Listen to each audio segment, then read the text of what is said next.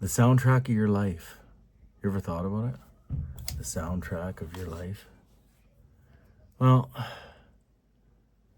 do these shorts all the time, and I'm always thinking about, the next song, and then it pops into my head. It just pops into my head, the next song.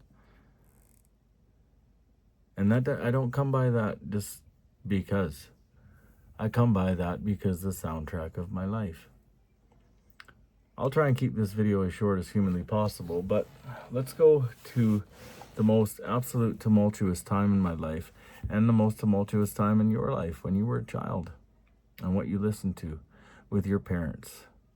And they could have listened to anything. It doesn't matter what they listened to. I don't care if they listened. I'm going to give you my examples so you can just say, oh my God, your parents listened to that shit. And maybe you'll laugh because I laugh. It's funny what they listen to. My mom was a huge Anne Murray fan. My dad and her used to dance around to Donna Summers, and I love Donna Summers, MacArthur Park and this and that and the other thing. They used to listen to the Beatles. I'm not a Beatles fan. I think I mentioned Strawberry Fields Forever, and I thought it was great, I mean, my dad, he used to have a 1010 Pioneer, 2 great big Serwin Vegas out in the garage, and that's where he just listened to the real honky-tonk Waylon Jennings, Willie Nelson stuff that he used to listen to, which I still listen to this day because it is part of the soundtrack of my life. The soundtrack of my life. I wish I could go back in time and just revisit it. Like take a time machine and just look in, like that Scrooge movie where you just look in from the outside, and you just listen to the music or just listen to the conversation that you once had with somebody. That would be just spectacular. The time machine of my life. But the soundtrack of my life is the time machine of my life because it's like smell. It's like hearing. It's a sense that brings you back to that moment in time, if that makes any sense. I could never get my dad to play anything other than what he wanted to play. The first time I ever got my dad to play something that I wanted to play, I was 13 years old, and I didn't give a shit, and I put Who Made Who by AC/DC in his tape deck in his 1978 Dodge Power Wagon, done right to the nuts. Big 4x4 monster truck. I love that thing. He was crazy. He was a Mopar man. He was a Chevy man. He was an everything guy. Anyway, he looked at me and he says, "This is an interesting song." He says, "Who made who?" I said, "What do you mean?" And he says, "Well, who made who?"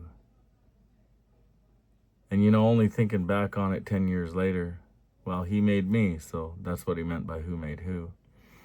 So that's kind of another piece of the soundtrack of my life because they're memories and they just keep coming back and coming back and coming back. Anyway, my dad listened to all kinds of stuff, and this story is about my dad because this is the soundtrack of my life according to my father. He loved Conway Twitty. He used to dance in the kitchen to Conway Twitty. He loved Roy Orbison.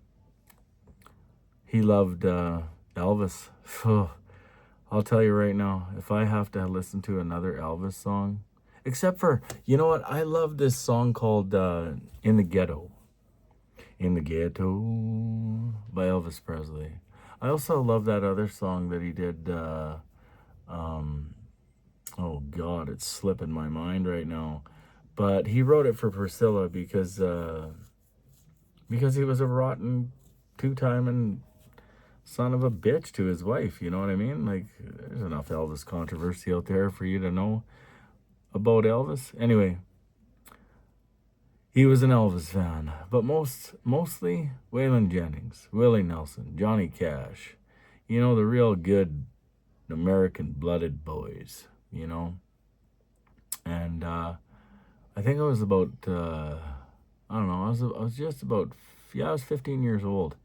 And 6 months before November, my dad had a heart attack. I'd have been 15. He was 40, His birthday's in May, so he would have been about 43. Anyway, he had a heart attack, and it was a pretty major one, and they lost him, and they brought him back.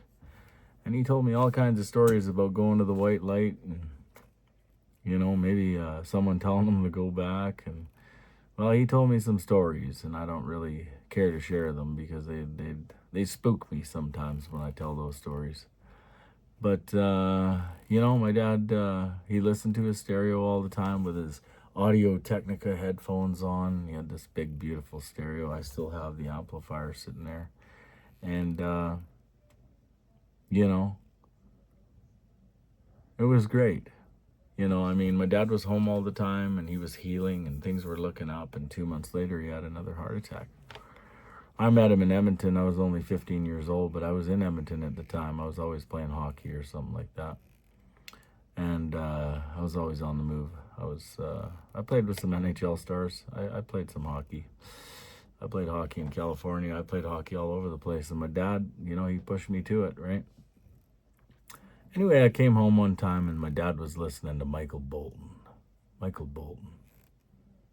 And I was like, huh, never heard this before. And it is a song called, I believe it's called When I Am Back on My Feet Again. When I'm back on my feet again, I will walk down this street again.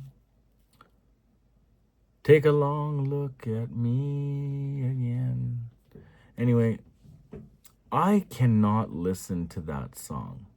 It was tricky just getting it out right now because I don't know the frickin' words to it anymore.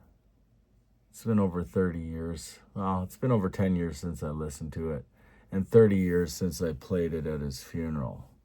Because he died in November 1990 that year on the 16th. So he'd been gone a long time. He had that old Dodge Power Wagon.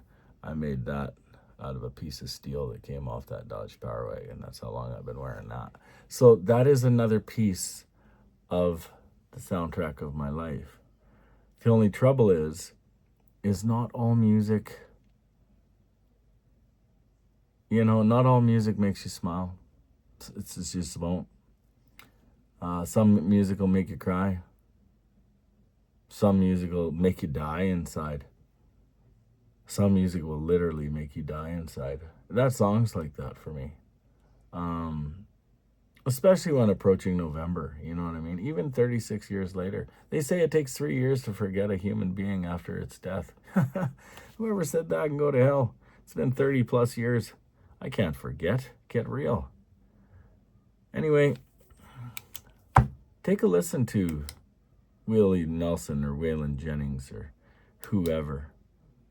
But listen to Michael Bolton when I'm back on my feet again.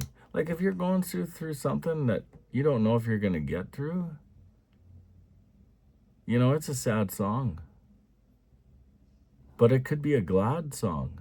It could be a motivational song. Because that's why he played it all the time. It was all motivation.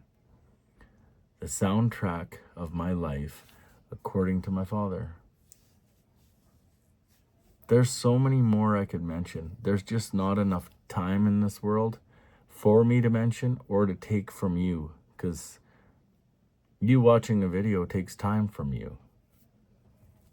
Anyway, if you like the video, I'm going to keep doing it. I'm going to do one on my mom. I'm going to do one on... I'm going to do a lot more.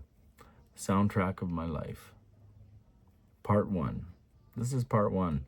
He was the very first person that ever died in my life, and he was my very favorite person of all people that I've ever met in my life.